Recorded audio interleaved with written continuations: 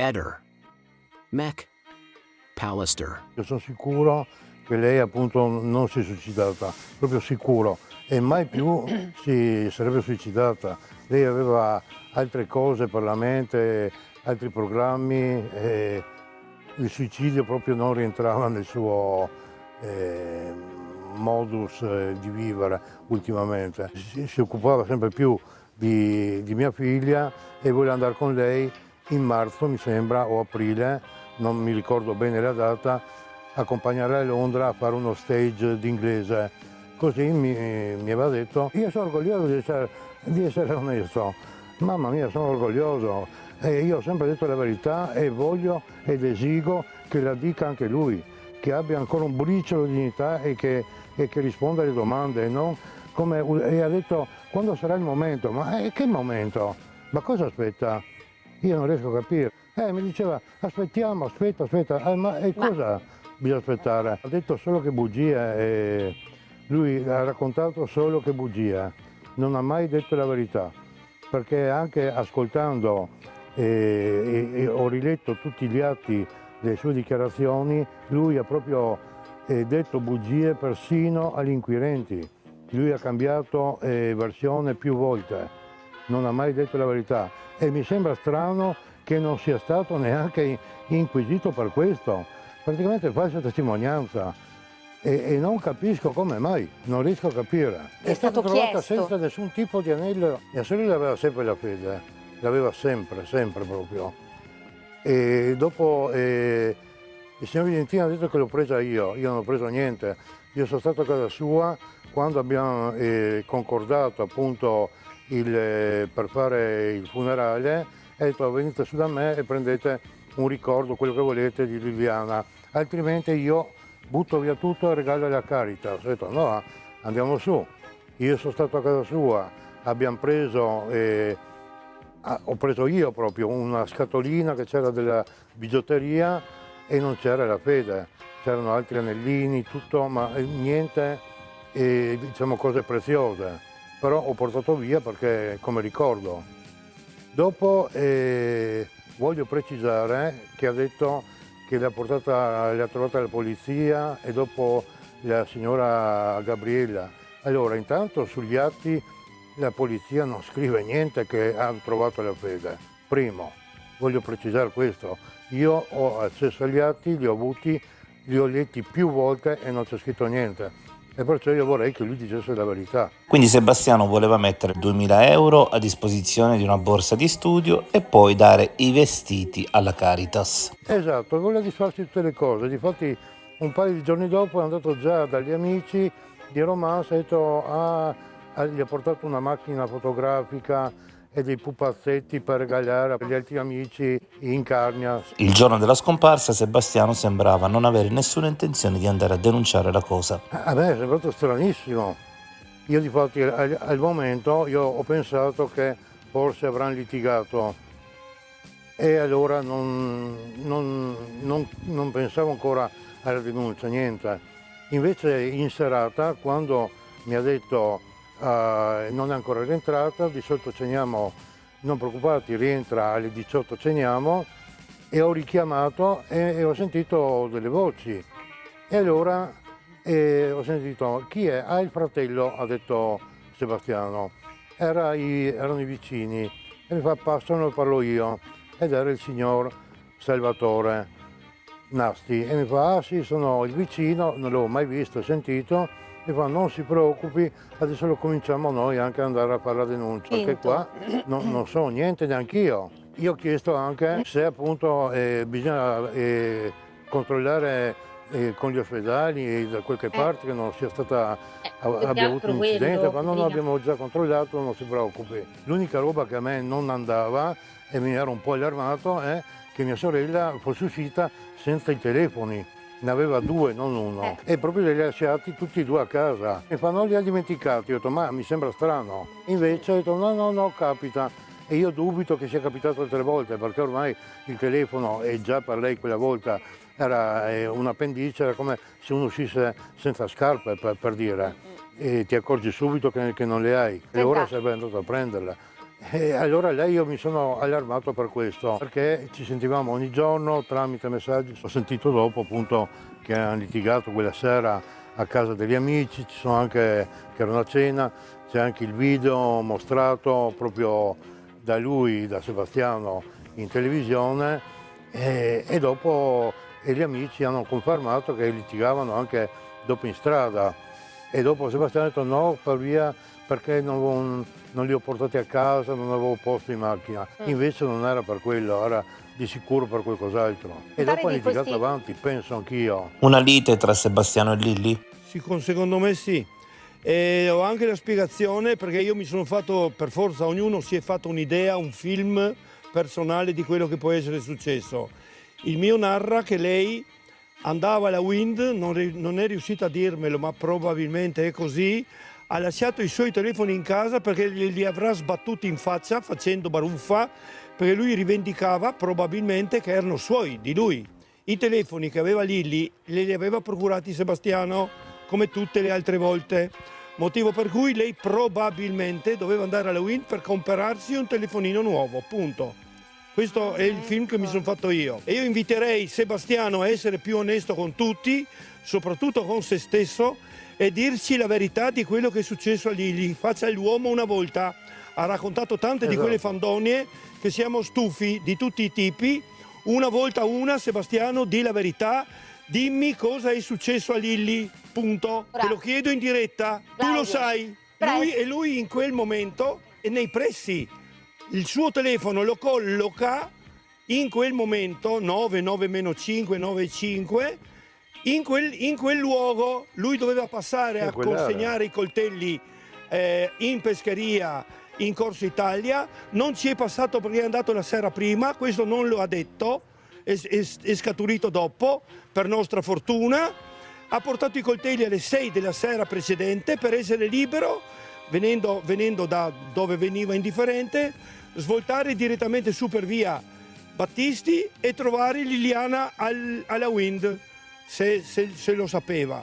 Silvia dice che Liliana è sicuramente stata selvaggiamente picchiata. Io lo confermo. Anch'io. Non può essere che picchiata, quelli sono segni di una picchiatura, ma forte, perché io addirittura sono convinto che lei potrebbe, per fare completare il film della sua fine, ecco, lei è stata picchiata anche duramente, avrà perso i sensi, con ogni probabilità in quel momento bisognava, ma no, anzi io considero che la sua fine è premeditata perfino, pensate voi.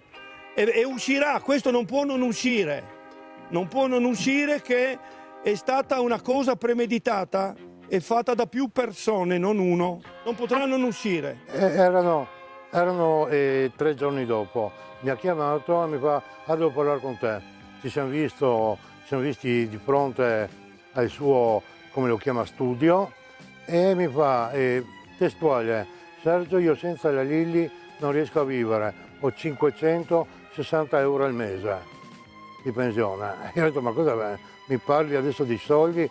Andiamo a cercarla, vediamo dove possa essere, cosa è successo. Ma no, e dopo, niente, dopo non abbiamo parlato più e mi aveva chiamato mia moglie, mi ha detto vai a vedere gli armadi, gli ho detto voglio vedere l'armadio, ti mando le foto, ho detto no, vengo su domani e le faccio io. E là ci siamo lasciati e basta. Tornando a casa ho trovato un messaggio di mia cugina che appunto c'era una persona che voleva parlare con me e però che chiedeva il numero di telefono mio. Giustamente lei non gliel'ha dato e si è fatta dare però il suo numero. Io ho chiamato e ho parlato con il signor Sterpin la prima volta e là ci siamo sentiti prima per telefono e dopo ci siamo accordati di vederci il giorno dopo per parlare di viso, non per telefono. E là ci siamo incontrati e mi ha raccontato tutto. Naturalmente io gli ho creduto perché il signor Claudio si è comportato in maniera proprio onesta, mi ha raccontato delle cose, anche c'era mia moglie presente, della nostra famiglia, che persino e Sebastiano non sapeva. Allora, come poteva sapere lui? Sì, E gliele aveva raccontate Liliana perché aveva una confidenza intima. In più, appunto, dopo nel tempo lui si è dato da fare per cercare di sapere cosa fosse successo, dove era. Avevamo appunto pensato, avranno litigato, sarà nascosta da qualcuno. Abbiamo aspettato un po' di giorni, finché invece dopo è uscito che a casa c'era il portafoglio con tutti i documenti, il Green Pass e la roba, e là io ho perso tutte le speranze. Sebastiano senza Liliana avrebbe subito una batosta economica. Io reputo che lui appunto non poteva più fare la vita che tuttora la fa. Non è che si sta dannando e mia moglie non c'è più, anzi lui subito dopo è andato avanti a fare le saune, a farsi i coltelli, ha fatto un trasloco persino. Non è che si sia dannato a cercarla. Io quando gli ho chiesto andiamo a mettere delle foto a vedere, si è suicidata. Lui aveva già praticamente instaurato questo tipo di spiegazione e voleva cremare, e subito dopo voleva cremare il corpo. Io là mi sono opposto, Liliana era mia sorella, io ho il dovere come fratello, perché lei ha il mio stesso sangue, di esigere e sapere la verità e giustizia per lei. E ho il diritto come cittadino italiano che ha lavorato tutta la vita di, appunto, pagando le tasse, di avere giustizia e che mi dicessero. Pier Giorgio per caso chiedeva soldi a Sebastiano o a Liliana? Che io sappia non direttamente, però mi diceva mia sorella purtroppo che più volte il figlio andava a batter cassa del papà e non nascondo, non sono sicuro che lei qualche volta appunto abbia elargito dei soldi a Sebastiano che dopo lui li potesse dare al figlio. Non mi ha mai confermato questo, però è un mio sospetto. Girano voci secondo le quali sia falso che Sebastiano e Pier Giorgio abbiano rotto i rapporti. Sì, io non so come sono. Io penso che in ogni caso che dall'inizio Sebastiano si sia comportato in questa maniera perché come per proteggere qualcuno, potrebbe essere il figlio. Si stava accogliendo praticamente tutte le accuse e i sospetti, e altrimenti perché una persona si comporta così e non dice la verità? Purtroppo nella vita nessuno è nato maestro, ognuno può sbagliare e pagare, e anzi arricchisce anche come persona. Hanno sposato il suicidio, questo è lo sbaglio. Non hanno fatto altre indagini. Ci sono due testimonianze di persone che sembrano riconoscere Fulvio Covalero e poi c'è l'uomo con la torcia e la coppola che sembra Sebastiano. Io ho letto anche agli atti questa testimonianza e appunto gli inquirenti dicono che non è rilevante. Potrebbe non essere rilevante. Io invece dico che bisognerebbe... E per dimostrare che tutte le cose erano irrilevanti, per dimostrare che lei si è suicidata, tutto il resto non c'entra niente.